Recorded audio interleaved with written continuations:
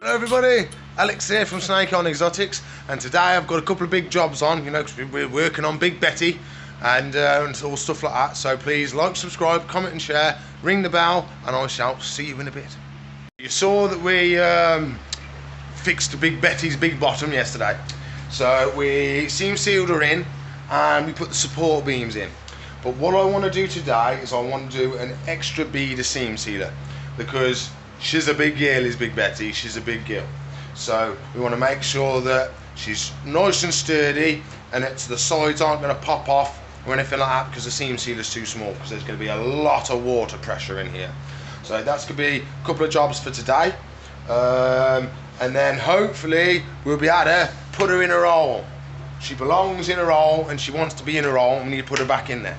So that's going to be a job today. Hopefully my dad can come and help me lift it back in like he did when we lifted it out, and then we can work on getting it all packed up level so we don't have any more breaking bottoms, because we don't like a breaky bottom. So we had our big delivery of stuff yesterday, and the big pond. So I'm taking one of these. This is going to be my one for the shop, because the one we've got at the moment is really, really small and it's no good. Not really. I use that for just draining tanks more than anything else. So I'm going to use this because I've got to go around and do some more siphoning, do some more gravel cleaning, because that one couldn't really clean the properly gravel. It just took the muck off the top but couldn't suck the muck out the gravel. So that's what I'm going to do that today. So I'm going to be going around doing all stuff like that. So I've got loads of jobs lined up for today. So, and the pond, we've got to tell you about the pond. So here he is. This is Big Bob. Big Bob the pond. So we know this isn't big enough for a forever home for the red tail. He's not going to get bigger than it, but it's not going to be enough room. So he's not going to get 6 foot. He'll get a good size. He'll get, usually they say between 4 and 5 foot, but they have been bigger ones that get to 6 foot. But I don't think the Kraken's going to get that big. But this wouldn't, if him at full size, this isn't enough room for him. Physically not big enough. But we've got a plan. So he has got a home lined up and a nice zoo, but the problem is he's too small at the moment. He's going to get bullied at the zoo because everything in there is twice as big as him. So when we measured him before, I think he was 18.5 inch. So this is going to be his growing out pond. So he's going to grow out in here. We maybe get some other fish as well, may do some other catfish rescues or something like that. But this is his growing out pond. And then once he's fully big, then, well, big enough size, then he's going to go to his forever home and he'll go with all the other catfishes.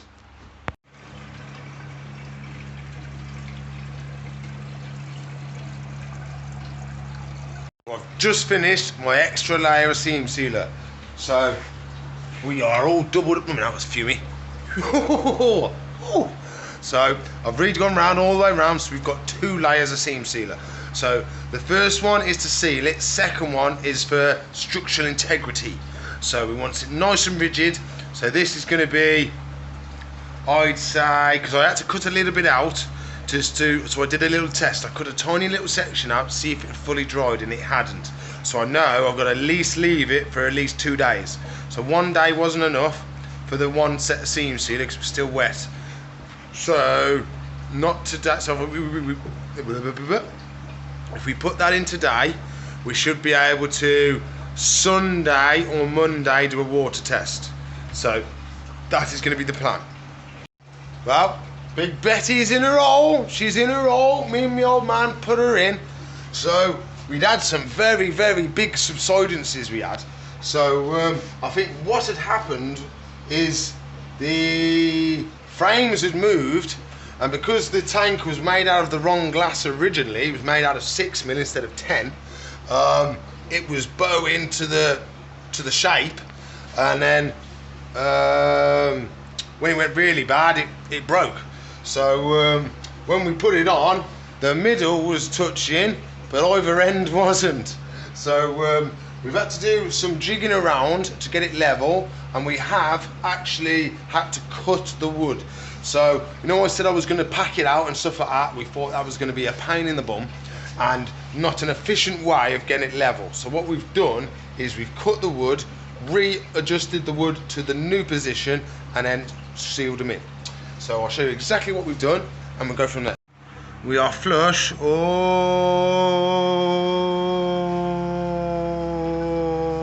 the way along. So it looks like we're not, but we actually are, because the glass, the hole is thicker, smaller than the glass. So we've got 10mm glass and an 8mm hole. So you can see there, you've got that little lip underneath. That's the bottom of the tank. So you can see here, we've cut the beam. So the beam used to carry on here, but that's the distance we needed to raise it up. You can see we've added some nice big brackets to hold it up. So it ain't going nowhere. But we are bang on level now, so I can give it a tap. We've got no movement or anything like that, but we do have 2 or 3 more days of gluing. Make sure all the seam sealer is cured and gone rock solid, so it's actually going to have some structural integrity about it. So if we do it too soon, it's still going to be wet in the middle and it's just going to pull apart. So, but Big Betty is in her hole. So before we was doing all that, I have been round doing the tanks as well. So I've been doing some siphoning, topping up, and putting some thermometers on. So for example, we can do before and after. So we've got after, and before. So this one, I haven't got round to this one yet. But you can see the difference between proper siphon and the just haven't done it yet. So the other one I was doing before was a very, very small siphon, and that one was just to take the muck off the top. It was physically too small to lift up the stones. That's why we needed the bigger one. Of course, so now I've mocked up where Big Bob's gonna go. What do you think, Big Bobbo, eh? Proper job, innit? So we've got plenty of room all the way around Big Bobbo. So my plan is, this is going to be where the filter system's all hidden away. I've just put this there as a just a piece so you can see what I'm planning. Then we're going to have all the filter system pour back in, and then it's all going to be nice facade all the way around. You know what I'm like, it's going to look cool. So we'll have some sort of facade around it like them, so it's going to look epic. But yeah, I think that's great, that is.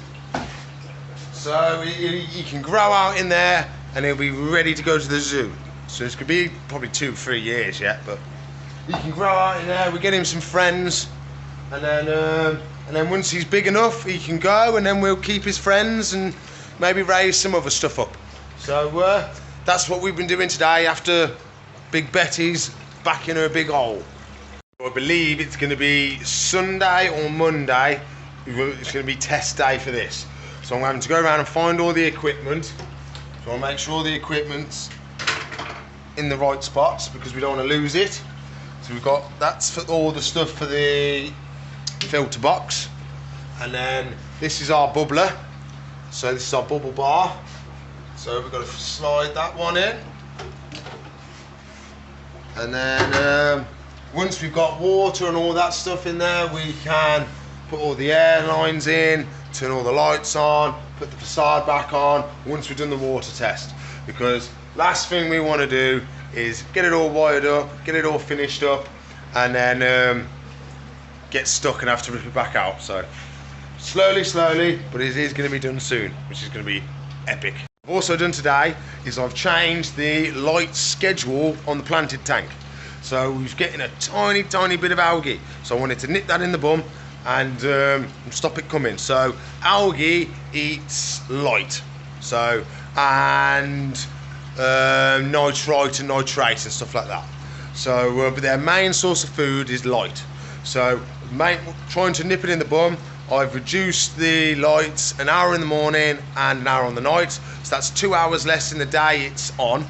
And then there's no bio load in here at all. There may be a tiny bit in the next couple of weeks if we have the odd leaf fall off or something like that. That then is going to start going into the sun, start to rot, and that's going to make ammonia, and then you're going to get nitrite and nitrate. So if we were getting that, if it was a couple of weeks down the line, then I'd have thought, we need a water change.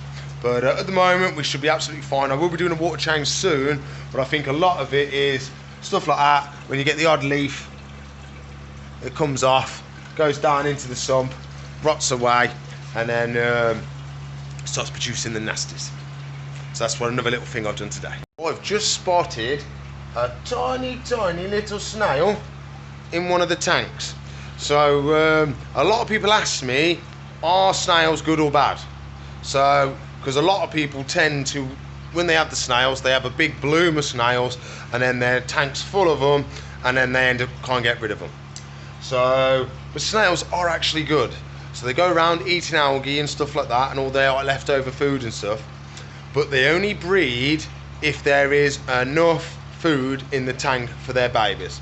So if there's barely any food, there's only enough for physically them to survive, they won't breed, because they know if they breed, the rest of the snails is going to cut down the food supply and they'll all starve to death. But if there's loads and loads of food, they know they can breed their babies, and the babies are going to have plenty of food to eat because there's loads of it. So the only time they will breed in your fish tank is if you're overfeeding the fish tank. So they're a great little tool to knowing if you're overfeeding the fish tank. If you've got the odd little snail or something like that, and he's happy as Larry plodding along, and he's not breeding or anything like that, you know that you're not overfeeding the tank, and he knows that there's not enough food in there for him to make babies. But if you're overfeeding, and there's one in there, and then he's producing more and more eggs because he knows there's plenty of food in that tank to feed his babies. So reduce your feeding. If you do have snails, then you could almost starve the tank for a little bit and only just spot feed the fish.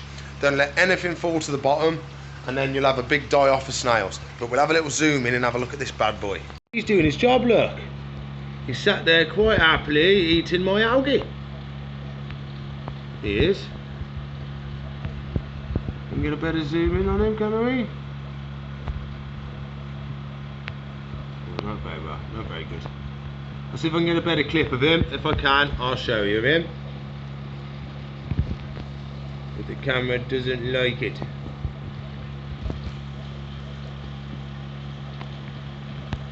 Let me see, can we get him?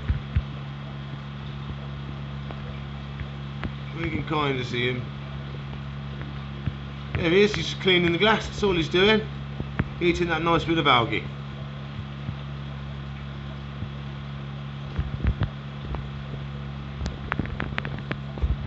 We're leaving him in here for now, and then when we have fish and stuff like that, I will go through and take quite a lot of it out, because a lot of customers don't like to see it, because they don't want the snails in their tank, because they're on the thing that any snails are bad. So I will take them out. And each tank's going to have a bigger snail. So these ones, we class these as a pest snail. So they ain't got a pretty shell, they're not big or anything like that, so they class them as a pest snail. The ones with the big, ornate, dotted ones, or the giant wizard snails and stuff like that, those ones aren't classed as pests, because they don't breed as easy and as prolific. So that's the difference with the snails. Then everybody, so that's all I've got time for today. I know it's been a bit of a mismatch video, because I couldn't film me and my dad working, because me and my dad working, we got to work, so I can't be messing around filming when my dad's about. We got to be working. There's no messing around when my dad's about. So fingers crossed it's all going to work, and it's all going to be sealed, and we're going to have no problems. So please like, subscribe, comment and share for me, ring the bell, and if you want to contribute towards the channel and help me and Meg and the fish and the reptiles and everything keep going, there's a link in the description below, and we appreciate every single penny we do. So you want to watch another video, there should be one there, and if you want to subscribe to the channel, that's right at the top, and if you want to watch a playlist, that's up there. So I'll see you in the future. Bye.